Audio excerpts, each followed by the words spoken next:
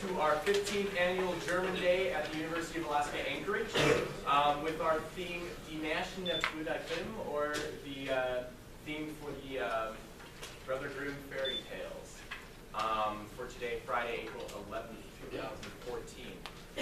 I would first like to recognize the schools that have showed up today.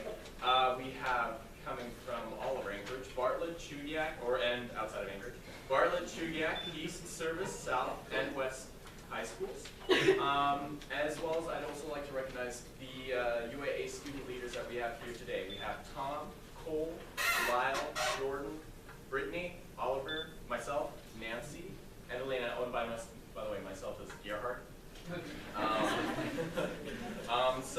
I'd like to begin with a few welcoming remarks from our dear Dr. Natasha Masanovich, who is the German coordinator and chair of the Department of Languages. So, thanks,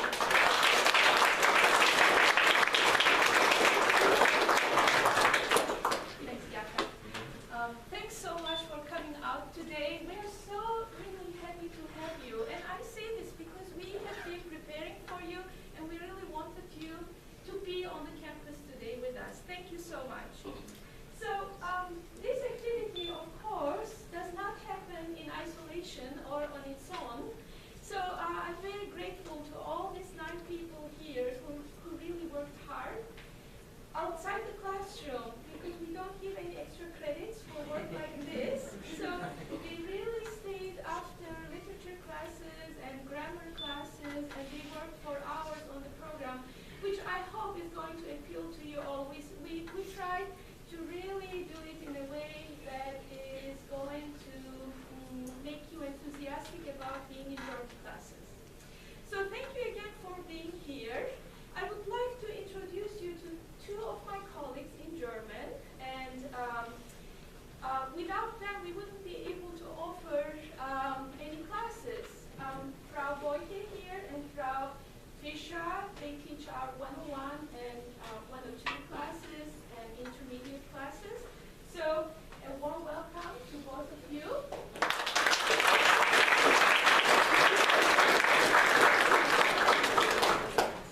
Gerhard already recognized the schools, but I really want to recognize their teachers as well. So, and I would like the teacher to stand and to receive the applause, please, because you do so much for your students, and I appreciate this very much. So we have here Bartlett, and we have Kelly Hughes.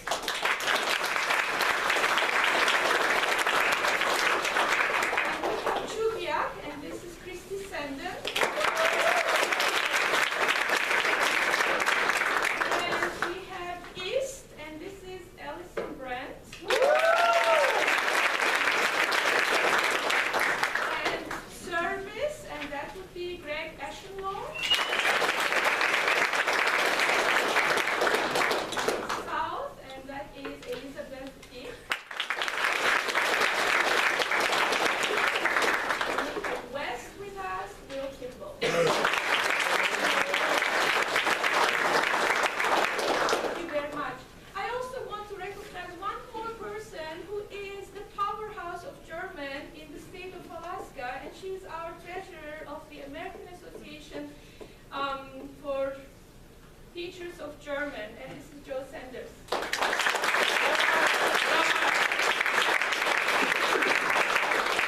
you very much.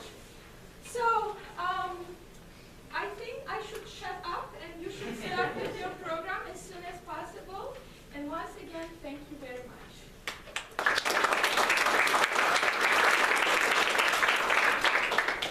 excellent. Well, all right, so first off, what we have in store today is a very colorful presentation of the Brothers Grimm by Lyle here. So, Lyle. Good morning. Morning. Oh, okay, so everyone does on a little bit too. All right. My name is Lyle, so for today I'm going to talk about Brothers Grimm. They were born, no, I'm not going to say it's not spectacular. Typical mumbo jumbo about when they were born, They were the most fundamental, I would say, linguists of their time. They are fundamental in the tradition of German culture. Most of the German culture, as you may or may not know, is at their time very fragmented, and no one had a real sense of identity as a typical German as we have today. But their upkeep of the German culture through folklore was very fundamental in creating the German tradition as we have today. They, of course, were part of the 17th and 18th century German linguists and scholars who pretty much did something that wasn't really precedented in their time. They created about 585, if I got that number correctly, German legends documented on paper. They had about 63 or so fairy tales documented that were just verbatim. They were word of mouth. They were just stories that were in spinning rooms with old women just spinning their yarn and talking yarn, pretty much. But I say this because we have these very, very wonderful fairy tales for our pleasure today, and we get to learn about these things because they're very fundamental. As for me personally, because I am a German speaker and a German national. Actually, I'm not real citizen, but still, it's part of my culture to know where my roots lie. And the Brothers Grimm for me is that kind of culture, and that I need to know for myself, and that's why I'm trying to express it to you guys as well. And that's why my colleagues here are trying to express the same thing. And so you can learn all the basics about the Brothers Grimm on Wikipedia. I'm not going to talk about those. I just wanted to stress to you the importance that the Brothers Grimm are indeed a very important literary factor to take into account when you're reading all your novels and your small short stories. Don't forget about the fairy tales, because most of you, even though you may not know some of the actual Brothers Grimm stories, you probably heard or seen a variant of one of them. I'm pretty sure some of you know like stories like Snow White and Seven Dwarfs. Raise your hand if you have seen Snow White and Seven Dwarfs. Yeah. You all think that's Disney? No, you ripped that off. Yeah. What about Little Red Riding Hood? Everyone know that? Yep. Yeah, same thing. Same thing. Disney just created a variant of the actual original Little Red Riding Hood. And on the board here is the rest of the more famous ones, or the ones we can't say. There's a few of them up there, like Rumpelstiltskin, you all know. And Aschenputtel. Does anyone know what Aschenputtel means? Oh, they're smart ones. They're good teachers. All right, that concludes my presentation. I just wanted to stress to you that learning fairy tales is not for babies. It's fun. It really is fun. I had so much fun when I was this class. And so I wanted to stress to you that learning fairy tales is not for birds. Everyone. Didn't mean for you. Thank you.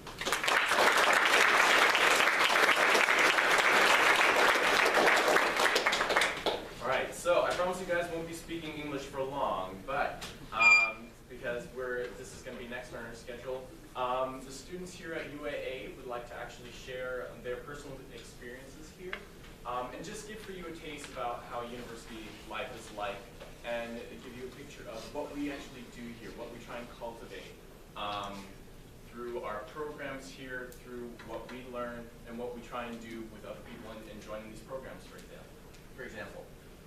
So what I'd like to do is just have the student panel here, starting from the left, just announce themselves and give a 3 to 4 to maybe 5-minute speech on what they do here. So you guys will lend them in your ears.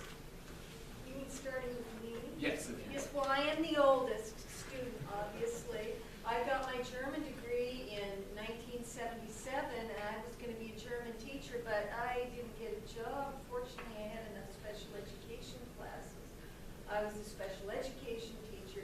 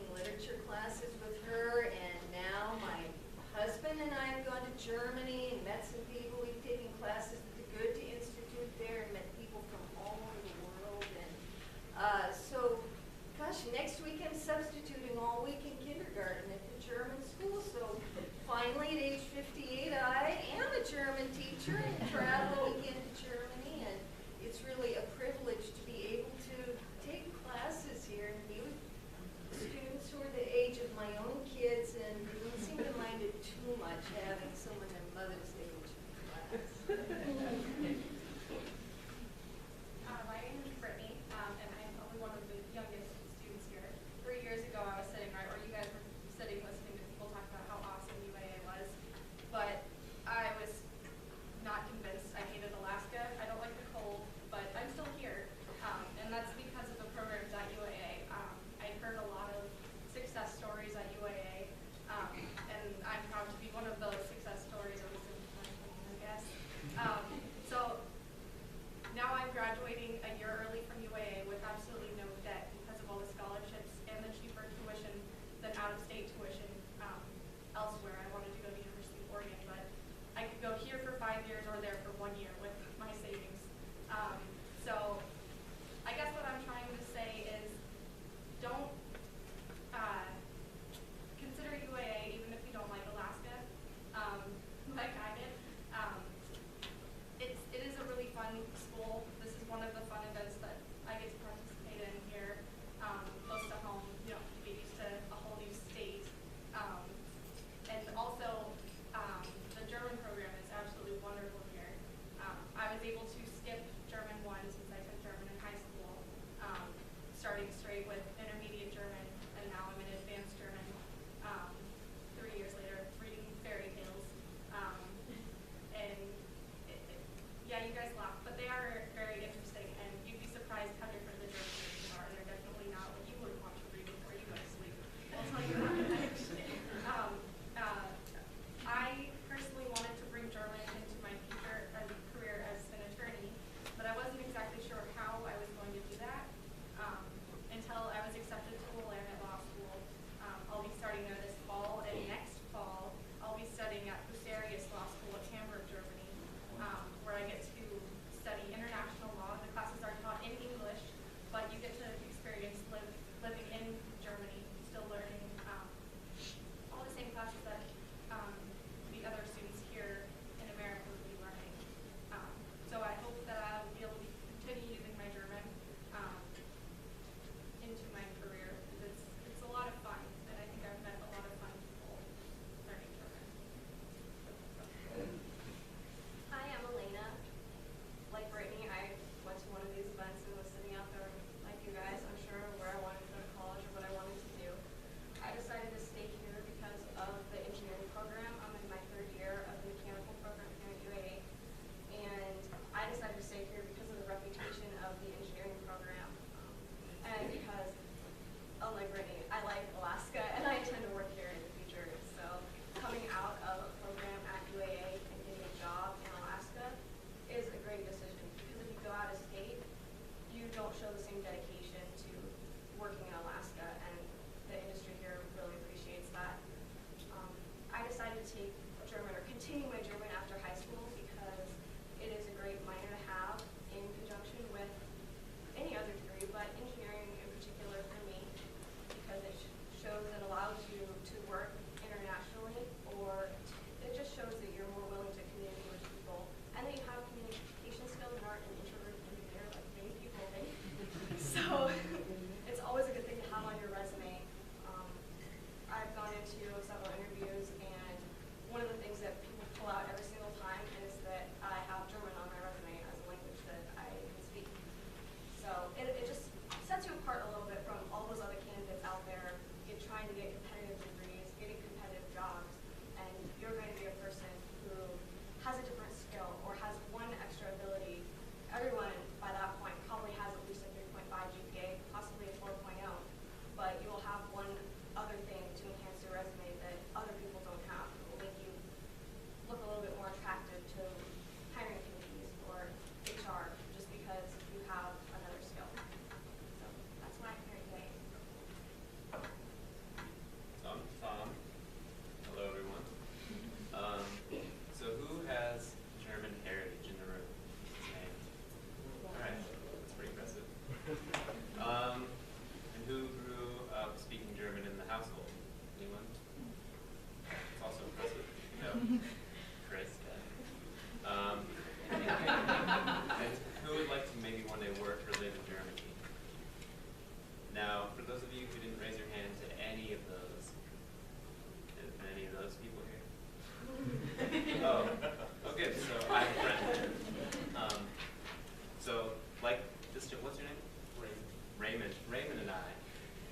got here, we didn't know exactly what we wanted to do, and I actually only took German on a whim.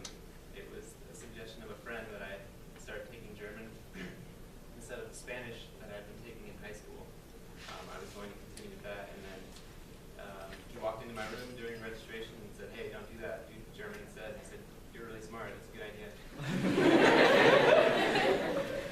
So I did exactly that, and at first I had no expectations, but then my expectations were met and exceeded and went well beyond. I've been fortunate enough to be under the tutelage of all 3 of our German professors at the university, and it's been a completely great experience. And not only academically, but what I've been able to do in the community here at Anchorage outside of the school has been tremendous, and without German I would not have been able to do that. For example, as the president of the German Culture Club, we're able to do plenty of events with schools, mostly elementary schools actually, oddly enough, throughout Anchorage. Tomorrow, in fact, we will be at the Government Hill Elementary School, some of us to participate in the spring cultural event. We'll be able to dance on stage, do a little German thing you can find on YouTube.